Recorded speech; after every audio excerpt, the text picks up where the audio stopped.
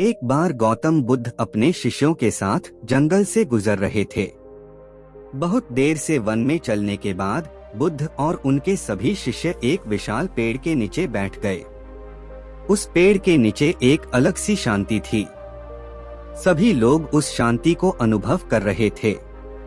कुछ देर बीतने के बाद गौतम बुद्ध का एक शिष्य उठा और बुद्ध से कहा, बुद्ध, मैं आपसे एक प्रश्न पूछना चाहता हूँ। बुद्ध कहते हैं, पूछो, क्या प्रश्न है? शिष्य बुद्ध से पूछता है, मैंने कभी भी आपको दुखी नहीं देखा।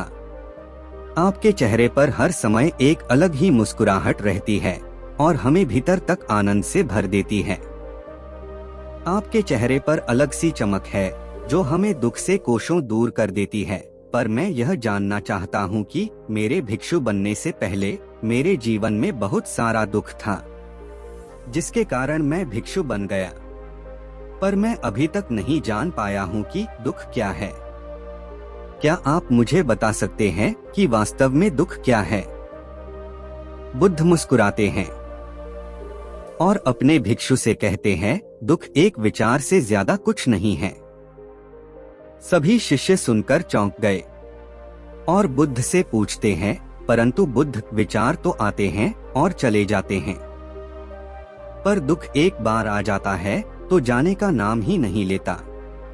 बुद्ध कहते हैं, मैं तुम्हें एक छोटी सी कहानी सुनाता हूँ, जिससे तुम समझ जाओगे कि दुख क्या है।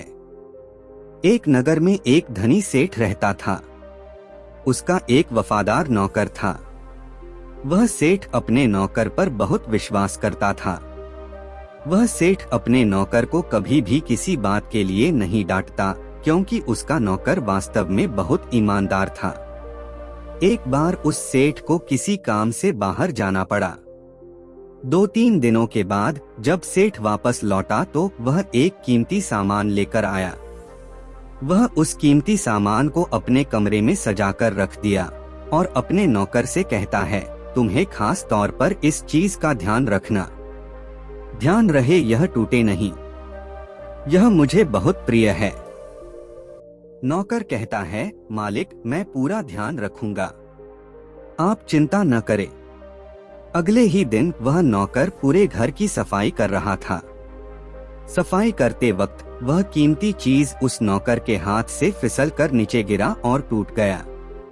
सेठ को यह बात पता चला तो वह नौकर के पास गया और नौकर को खूब डांटा।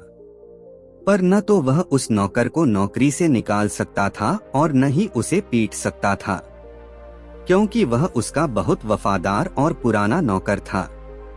इसलिए वह डांट धमकाकर ही उसे छोड़ दिया।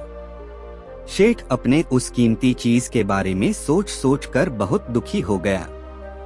रात होते ही सेठ अपने कमरे में लेट गया, पर सेठ को बेचैनी के कारण नींद नहीं आ रही थी। सेठ अपने कमरे से बाहर निकलकर देखा कि उसका नौकर निश्चिंत होकर खर्राटे लेकर सो रहा था। वह यह देखकर और क्रोधित हो गया। सेठ सोचता है कि इसने मेरी इतनी कीमती चीज तोड़ दी और इसे बिल्कुल भी चिंता नहीं है। मुझे यहाँ नींद भी नहीं आ रही है और यह आराम से सो रहा है। सेठ अपने कमरे में वापस चला गया। अगले दिन सुबह सेठ सोचता है, मैं इस समस्या से कैसे निकलूं? फिर सेठ को एक तरकीब समझ आती है। वह अपने नौकर के पास जाता है और अपने नौकर से कहता है, मुझे बहुत दुख हो रहा है, यह बताते हुए कि वह जो कीमती चीज कल तुमने तोड़ी थी वह मैं तुम्हारे लिए लाया था। मैं चाहता था कि मैं उसे तुम्हें उपहार में दूं, परंतु अब क्या कर सकते हैं? अब तो वह टूट गया है। सेठ की बात सुन नौकर को धक्का लगा। नौकर सोचता है, अरे यह तो बहुत बड़ी गलती हो गई। वह कीमती और महंगी चीज मेरे लिए था और वह मुझसे ही टूट गया। फिर क्या? उस नौकर के मन में बेचैनी और दुख पैदा हो गई। रात होते ही सेठ आराम से सोता है और वहां नौकर बेचैन रहता है और उसे नींद नहीं आती, क्योंकि अब उस नौकर ने उस सेठ की उस कीमती चीज को अपने आप से जोड़ लिया। इसलिए वह दुखी हो रहा था। पहले उस नौकर के मन में यह विचार नहीं था कि वह कीमती चीज मेरी है, पर अब उसके मन में यह विचार है कि अगर वह कीमती चीज न टूटती तो वह मेरा होता। बुद्ध कहते हैं, दुख केवल एक विचार है। और यह विचार कैसे उत्पन्न होता है? जब हम अपने आप को किसी चीज से जोड़ लेते हैं। हम जिस भी चीज को अपने आप से जोड़ देते हैं, वह चीज हमारे दुख का कारण बनती है। लेकिन वास्तविकता तो यह है कि कोई भी चीज हमसे जुड़ नहीं सकती। हर चीज आपके पास है, आपकी है। पर कुछ समय के लिए, कुछ समय के बाद वह आपसे दूर हो जाएगी। उस दूर होने की घटना को स्वीकार करें और आगे बढ़े। ऐसे ही और मोटिवेशनल कहानियों के लिए सब्सक्राइब जरूर करें। BS motivational. Thanks for watching.